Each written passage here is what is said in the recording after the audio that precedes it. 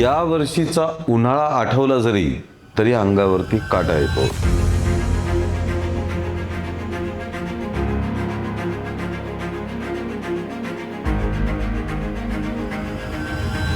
उन्हाळ्यामुळे भारतात, महाराष्ट्रात किती त्रास झालाय आणि किती लोकांचं नुकसान झालंय हे आपण रोज अनुभवतोय.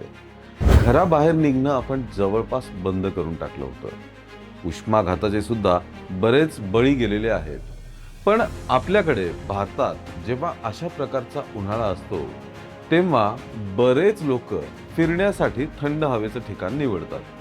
भारतातल्या भारतात आपण काश्मीर, शिमला, हिमाचल प्रदेश या बाजूला जाऊन थंड हवेच्या ठिकाणी आपली सुट्टी घालवत असतो. बरेच लोक याच सुट्टीच्या दिवसांमध्ये युरोपात जाणं सुद्धा प्रेफर करतात. म्हणजे युरोपात जाण्याची सुद्धा त्यांची तयारी असते. अनेक लोक सहलीसाठी म्हणून युरोपात जातात सुद्धा. युरोपातील फ्रान्स, स्वित्झर्लंड, डेन्मार्क आणि इतर अनेक शहर, ऑस्ट्रिया हे असे देश आहेत जे थंड हवेचे देश म्हणून प्रसिद्ध आहेत. वर्षातील बहुतेक काळ इथे बर्फवृष्टी असते.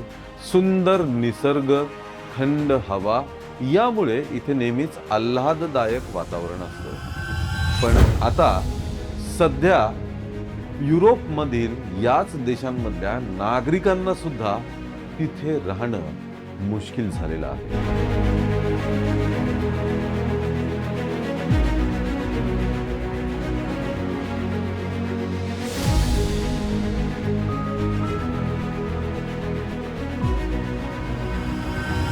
याचं कारण म्हणजे युरोपात आलेली हीट वेव्ह. या हीट वेव्हमुळे आतापर्यंत 1300 पेक्षा जास्त लोकांचा मृत्यू झालेला आहे. लोक उन्हापासून वाचण्यासाठी तलावात, रस्त्यांवरती असलेल्या कारंज्यांमध्ये जाऊन उभे राहत आहेत. तिथले रस्ते वितळून गेलेत. गाड्यांमध्ये असलेलं लोखंड सुद्धा वितळून गेले. एवढंच काय तर रेल्वेचे रूळ सुद्धा वितळून गेले. त्यांचा आकार बदलून गेलेला आहे. म्हणजे एखादी नैसर्गिक आपत्ती यावी, भूकंप यावा, ज्वालामुखीचा उद्रेक व्हावा, तशा पद्धतीने हीट वेव्ह युरोपात आलेली आहे. सुनामी जसं काही काळाच्या आत येऊन शहराच्या शहर उद्ध्वस्त करून जाते, त्याचप्रमाणे ही हीट वेव्ह सध्या युरोपात आलेली आहे.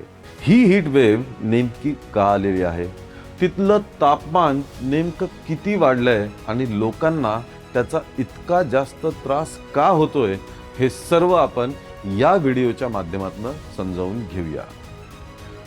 या हीट वेव्ह मध्ये सर्वात जास्त प्रभावित झालेला देश म्हणजे फ्रान्स. फ्रान्समध्ये अनेक ठिकाणी जमिनीचं तापमान हे तब्बल 60 डिग्री पर्यंत गेलेलं आहे. म्हणजेच इतकं तापमान फ्रान्समधल्या जमिनीचं आजपर्यंत कधीही झालेलं नव्हतं. या तापमानामुळे देशातील अनेक रस्ते वितळायला लागलेत. उष्णतेमुळे रेल्वेचे रूळ डॅमेज झाले, त्यांचा आकार बदलून गेलेला आहे. फ्रान्सचं सरासरी तापमान जे आहे ते 30 डिग्री किंवा त्याच्यापेक्षा खालीच असतं. पण या हीट वेव्हमुळे फ्रान्समधलं तापमान आता 44 ते 45 डिग्रींपर्यंत झाल्याची नोंद आहे. फ्रान्सच्या एकूण इतिहासात आत्तापर्यंत हे सर्वात जास्त तापमान आहे. या तापमानाने फ्रान्समध्ये इतिहास रचलाय, रेकॉर्ड ब्रेक केलेला आहे. फ्रान्समधलं रात्रीचं तापमान सुद्धा 22, 23, 24 डिग्रींच्या जवळपास राहायला लागलंय. हे कधीच 14-15च्या वरती गेलेलं नव्हतं. फ्रान्समध्ये अनेक शाळांना म्हणजे हजाराच्या वर शाळांना सुट्ट्या देण्यात आल्या आहेत.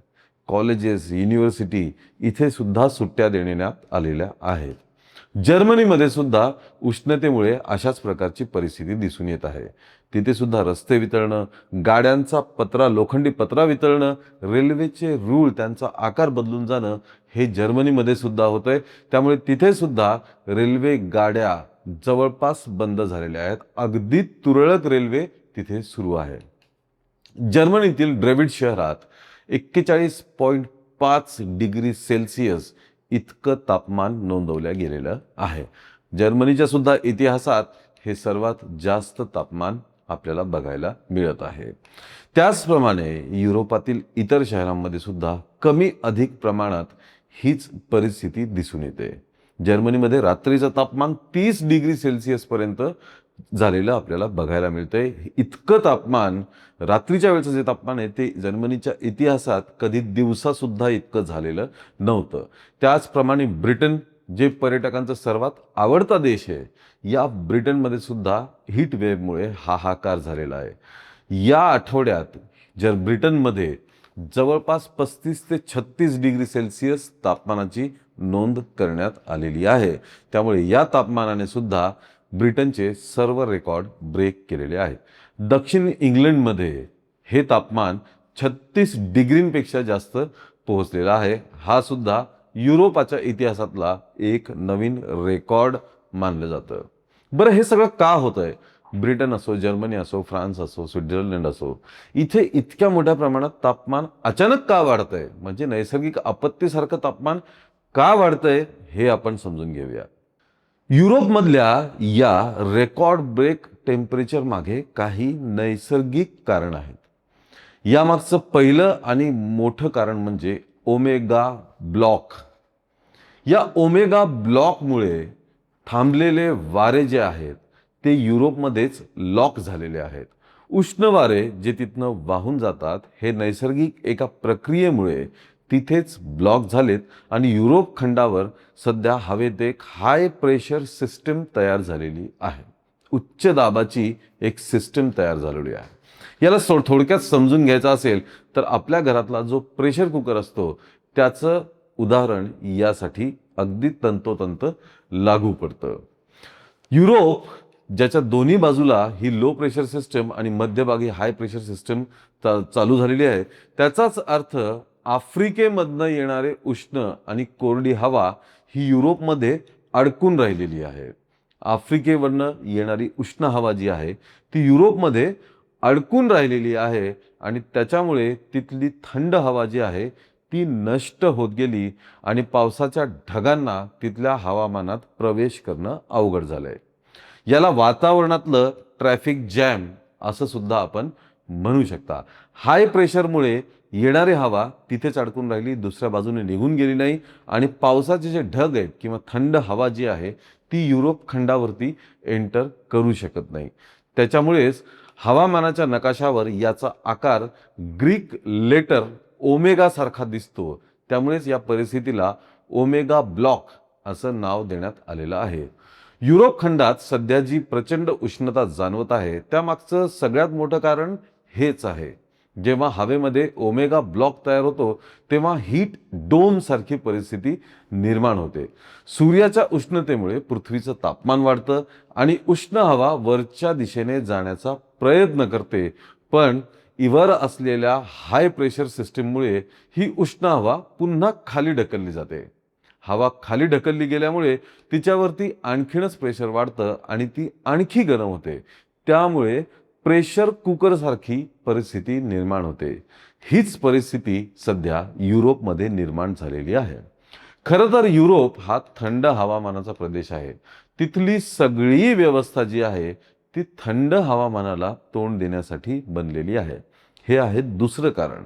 कारण युरोप हा पूर्ण थंड हवेसाठी प्रसिद्ध आहे. तिथलं इन्फ्रास्ट्रक्चर, तिथल्या सर्व सोयी सुविधा, तिथल्या नागरी सुविधा या सगळ्या ज्या आहेत त्या थंड हवेपासून संरक्षण करण्यासाठी बनलेल्या आहेत. याचे काही महत्त्वाचे उदाहरण आपण पुढे बघणारच आहोत. त्याचप्रमाणे या देशातील नागरिकांना आणि एकूण या सर्वच देशांना इतक्या उष्णतेचा सामना करण्याची मुळात सवयच नाही आहे. युरोपातल्या पायाभूत सुविधा या एवढ्या जास्त तापमान सहन करण्यासाठी बनलेल्याच नाही आहेत. युरोपातील जवळपास सर्व घरं, सर्व इन्फ्रास्ट्रक्चर, सर्व बिल्डिंग, बांधकामाची पद्धत ही सगळी थंडीपासून संरक्षण करण्यासाठी बनलेली आहे. इन्सुलेटेड घरं हे युरोपमध्ये आपल्याला बघायला मिळतात. त्यामुळे तिथल्या वातावरणाप्रमाणेच युरोपातल्या घरांमध्ये सुद्धा उष्णता आतच अडकून राहते. अनेक घरांचे छप्पर हे पत्र्याचे आणि लोखंडाचे आहेत, त्यामुळे हीट वेव्हमध्ये हे अजूनच तापतात आणि घरातली परिस्थिती सुद्धा एखाद्या भट्टीसारखी होऊन जाते. त्याच्यामुळे सुद्धा इथल्या नागरिकांना याचा जास्त त्रास होत आहे. या घरांमध्ये उष्णता आतमध्ये साठून राहते, ज्यामुळे रात्रीच्या वेळी सुद्धा घर थंड होत नाही. अशा प्रकारे ही घरं दिवसेंदिवस अधिक गरम होत आहेत, ज्याच्यामुळे परिस्थिती जास्त बिघडते. आता ही हीट वेव्ह काही सांगून आली नाही, याचा काही अलर्ट नव्हता, याचा काही अंदाजा नव्हता. त्याच्यामुळे अचानक हे आल्यामुळे लोकांना घरातल्या आपल्या बदल करण्याची सुद्धा वेळ मिळाली नाही आणि घरात लोकांचा त्रास हा वाढत गेला. युरोपमधल्या लोकांना सध्या या स्थितीचा सामना करावा लागतोय. आपण जर अमेरिकासारख्या देशांचा विचार केला तर तिथल्या 90% घरांमध्ये AC आहे, पण युरोपमध्ये हे प्रमाण एसीचं प्रमाण घरातल्या हे फक्त 20% आहे. UK सारख्या देशांमध्ये तर एसीचं प्रमाण घरात लावलेल्या फक्त 7% इतकंच आहे. युरोपातल्या सार्वजनिक ठिकाणी सुद्धा AC नसतात. आपल्या इकडे जसं मॉल, मल्टिप्लेक्स, थिएटर्स इथे AC असतात, युरोपमध्ये अशा ठिकाणी AC नसतात. तिथे या उलट हीटिंग सिस्टम असते, हीटर्स लावलेले असतात. त्यामुळे तिथल्या लोकांना अचानक वाढलेल्या उष्णतेचा एवढा प्रचंड त्रास व्हायला सुरुवात झालेली आहे. युरोपातील ही परिस्थिती आणखी किती दिवस राहणार, तर तज्ज्ञांच्या म्हणण्यानुसार ही डोम जे आहे, हीट डोम हे हळूहळू पश्चिम युरोपकडून पूर्वेकडे सरकत चाललं आहे. येत्या काही दिवसात अंटार्क्टिकाकडनं येणारे थंड वारे जे आहेत त्याच्यामुळे थोडाफार दिलासा मिळू शकतो. फ्रान्समध्ये या आठवड्यापासून तापमान 1-2 डिग्रींनी कमी व्हायला सुरुवात झालेली आहे, पण फारसी नाही. ब्रिटनमध्ये तापमान 30 जूनपर्यंत कमी होण्याचा अंदाज होता, पण तो काही अंदाज खरा ठरला नाही. जुलै महिन्यात युरोप खंडावरती आणखी एक हीट डोम तयार होऊ शकतो, ज्याचा परिणाम पश्चिम आणि मध्य युरोपवरती होईल. Spain, Portugal, France, Germany, England आणि उत्तर इटलीमध्ये 6 ते 10 दिवस तीव्र उष्णतेची लाट येईल. पुढचे 6 ते 10 दिवस असं म्हटलं जातं. 15 जुलैपर्यंत ही हीट वेव्ह चालणारच आहे. अनेकांच्या म्हणण्यानुसार सध्या युरोपमध्ये जी हीट वेव्ह आलेली आहे त्यापेक्षाही तीव्र हीट वेव्ह जुलै महिन्यात येऊ शकते. आधीच आत्ताच्या हीट वेव्हमुळे जमिनीतला ओलावा कमी झालेला आहे. अनेक शहरांमध्ये रस्ते आणि इमारती तापलेल्या आहेत. वातावरणामधला थंडावा कमी झालेला आहे, पण येणाऱ्या काळात याहीपेक्षा भीषण परिस्थिती निर्माण होऊ शकते असा अंदाज वर्तवण्यात आलेला आहे. एकूणच काय तर युरोपमध्ये येत्या ऑगस्ट महिन्यापर्यंत ही स्थिती अशीच राहण्याची दाट शक्यता आहे. मुख्य कारण आता हे जे तापमान आपण बघितलं, तुम्ही म्हणसाल की 44, 45, 46 तर हे मराठवाडा, विदर्भ यामध्ये तर नेहमीच असतं. आपल्याला भारतीय लोकांना आपण विषुववृत्ताजवळ राहतो, त्यामुळे आपल्याला या गरमीची आपली जीवनशैली किंवा आपलं एकूणच डेव्हलपमेंट जी आहे ती या गरमीला सहन करतच झालेली आहे.